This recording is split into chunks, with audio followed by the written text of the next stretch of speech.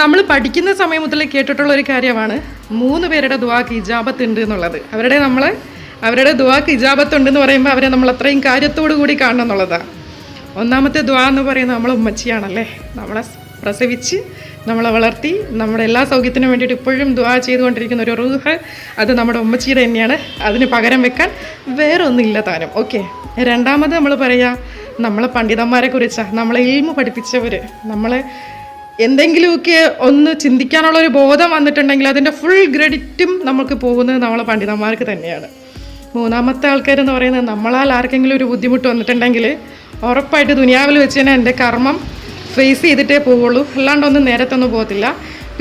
പിന്നെയെന്നുള്ള പരിപാടിയൊന്നും ഇപ്പം പടച്ചോനില്ല. ഇപ്പം ചെയ്യുന്നതൊക്കെ അപ്പം കിട്ടുവാണ്, ഹോൾസെയിലായിട്ട് തന്നെ. ഓക്കെ, അതവിടെ ഇരിക്കട്ടെ. അപ്പോൾ ഞാൻ പറഞ്ഞു വന്നാൽ അതല്ല, ഇതിൽ നമ്മൾ രണ്ടാമത് പറഞ്ഞ ഒരാൾ നമ്മുടെ പണ്ഡിതന്മാർ, അവരെക്കുറിച്ച് ഒരു ചെറിയ എൻ്റെ ചിന്തയിൽ വന്ന ഒരു തോട്ട്, അല്ലെങ്കിൽ ഞാൻ അറിഞ്ഞ അറിവിൽ നിന്നും ഒരു കാര്യം നിങ്ങളുമായിട്ട് ഷെയർ ചെയ്യാം. ഇത് ഒരാൾക്കെങ്കിലും ഒന്ന് ഇൻസ്പയർഡ് ആവുന്നുണ്ടെങ്കിൽ, അതുകൊണ്ട് ഒരാൾക്കെങ്കിലും ഒരു കാര്യം നേടുന്നുണ്ടെങ്കിൽ, അല്ലെങ്കിൽ ഒരാൾക്കെങ്കിലും അതുകൊണ്ട് ഒരു പ്രയോജനം ഉണ്ടാവുന്നുണ്ടെങ്കിൽ അൽഹംദുലില്ലാ വിചാരിക്കും ഞാൻ. കാരണം എന്താണെന്നറിയോ, ഇന്ന് ഈ ദുനിയാവിൽ പണിയെടുക്കുന്ന എല്ലാവരേക്കാളും ഏറ്റവും കൂടുതൽ സാലറി കുറവ് എന്നുള്ളത് നമ്മുടെ ഉസ്താദന്മാർക്കാണ്. ശ്രദ്ധിച്ചിട്ടുണ്ടോ? ഏറ്റവും കൂടുതൽ അറിവുള്ളവരാ, പക്ഷെ അവർക്ക് കൊടുക്കുന്നതോ 10 15 ഒക്കെ ആയിരിക്കാം മേ ബി.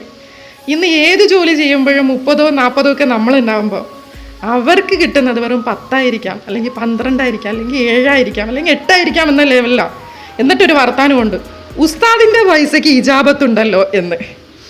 ഇത് പറഞ്ഞപ്പോൾ എനിക്കറിയാമെന്നുള്ളൊരു പണ്ഡിതൻ തിരിച്ചു പറഞ്ഞൊരു കാര്യമാണ്, എന്നൊരു കാര്യം ചെയ്യും, നിങ്ങളുടെ ഞങ്ങളുടെ ഈ ഇജാബത്തുള്ള പൈസ നിങ്ങൾക്ക് തരാം, നിങ്ങളുടെ കയ്യിലിരിക്കുന്ന പൈസ ഞങ്ങൾക്ക് തരുമെന്ന് പറഞ്ഞതാണ്. സംഭവം കോമഡി ആണെങ്കിലും അതിൽ ചിന്തിക്കാനൊരു കാര്യമുണ്ട്. എന്തെന്നറിയോ, ഈ ചിന്തിക്കേണ്ട കാര്യം എന്ന് പറഞ്ഞു കഴിഞ്ഞാൽ, ഈ പണ്ഡിതന്മാരുടെ വീട്ടിലും ഉമ്മയുണ്ട്, പെങ്ങളുണ്ട്, അനിയന്മാരുണ്ട്, ഉപ്പുണ്ട്, എല്ലാവരും ഉണ്ട്. ഇവർക്കുള്ളിലും ഒരു റൂഹുണ്ട്. അത് നിലനിൽക്കാൻ വേണ്ടിയിട്ട് എന്ത് വേണം? ആഹാരം വേണം. ഈ ആഹാരം ഒരിക്കലും നിങ്ങൾക്ക് ഇജാബത്തുണ്ട് എന്ന് പറയുന്നൊരു വാക്കുകൊണ്ട് ഉണ്ടാകത്തില്ല. അത് അവർക്ക് പൈസയായിട്ട് തന്നെ കിട്ടുകയും വേണം. ആ പൈസ കൺവേർട്ട് ചെയ്ത് അരിസാധനങ്ങളായിട്ട് മേടിക്കുകയും ചെയ്യണം, അവർക്ക് അവിടെ ആഹാരം കൊടുക്കുകയും ചെയ്യണം.